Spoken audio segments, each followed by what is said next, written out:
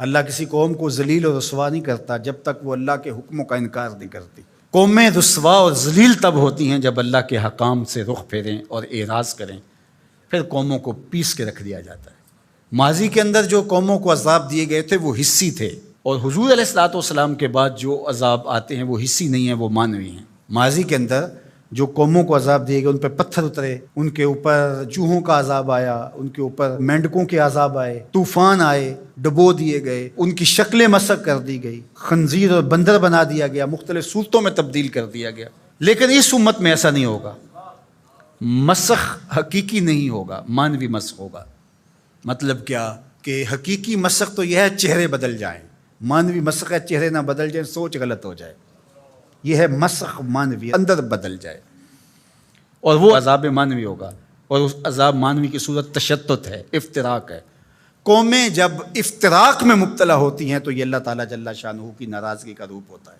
اللہ تعالیٰ جل شانہ جب کسی سے ناراض ہو جاتا ہے تو ایک تو اس قوم سے، سورہ یاسین کا ابتدائیہ دیکھیے، جب حبیب النجار نے آ کے ان دو فرستادگان کے لیے کہا تھا کہ یہ اللہ کے فرستادہ ہیں اور تم سے مانگتے کچھ نہیں ہیں، اور تم ان کو قتل کے درپے ہو گئے ہو، لیکن انہوں نے حبیب نجار کو بھی دھر لیا، اور پھر نتیجہ کیا ہوا کہ ان کو بھی شہید کر دیا، اور جو فرستادگان الہی آئے تھے، پیغمبر آئے تھے، ان کو بھی شہید کر دیا۔ اور سورہ یاسین میں وہ سارا واقعہ موجود ہے، اور وہاں پڑھیے اللہ نے جو ان کے اوپر عذاب نازل کیا۔ ایک تو وہ چیخ تھی جس نے ان کو آ لیا، اور پھر وہ جو ہے وہ اپنے گھروں میں گرے پڑے ہو گئے۔ اور دوسرا جو عذاب اللہ تعالیٰ نے دیا اس قوم کو، اللہ تعالیٰ نے فرمایا پھر ہم نے ان کی طرف کوئی ہادی بھیجا نہیں۔ ذرا غور کیجئے، یہ باریک عذاب ہے، یہ مانوی عذاب ہے۔ انہوں نے میرے فرستادگان کی قدر نہیں کی تو پھر میں نے سزا کیا دی کہ پھر ان کی طرف میں نے کوئی ہادی نہیں بھیجا، رہنما نہیں بھیجا جو ان کی رہنمائی کر سکے، ان کو بلائے، ان کو پھر اندھیروں میں بھٹکنے کے لیے چھوڑ دیا گیا۔ تو یہ بات ذہن میں رکھیے گا، جب قومیں تشدد، ناقدری، اچھے لوگوں کو نظر انداز کرنے کا مزاج پیدا کرتی ہیں تو پھر ان کے اوپر جو عذاب بھیجے جاتے ہیں ان میں سے ایک عذاب کہ پھر وہ حقیقی قیادت سے محروم کر دیے جاتے ہیں۔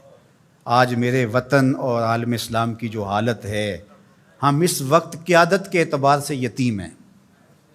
یہ الگ بات ہے کہ ہر بندہ دعویٰ کر رہا ہے کہ میں ہی نجات دہندہ ہوں اور میں ہی قائد ہوں۔ مذہبی لوگ بھی، سیاسی لوگ بھی، سب کہتے ہیں کہ میرے بغیر تو چرخ کا پہیہ ہی نہیں گھوم سکتا، میں ہی سب کچھ۔ لیکن حقیقی طور پہ اگر دیکھیں تو یہ امت بے امام ہے۔ اس وقت ہمارے پاس قیادت کا فقدان ہے، اگرچہ قائدین کی بہتات ہے، لیکن قیادت، حقیقی قیادت جو درد امت کا مداوع کر سکتی ہو، جو ضرورت کی کفیل ہو، وہ قیادت آج ہمارے پاس نہیں ہے۔ اقبال نے بھی کہا تھا، اٹھانا پھر کوئی رومی عجم کے لالہ زاروں میں، وہی آب و گل ایران، وہی تبریز ہے ساکی۔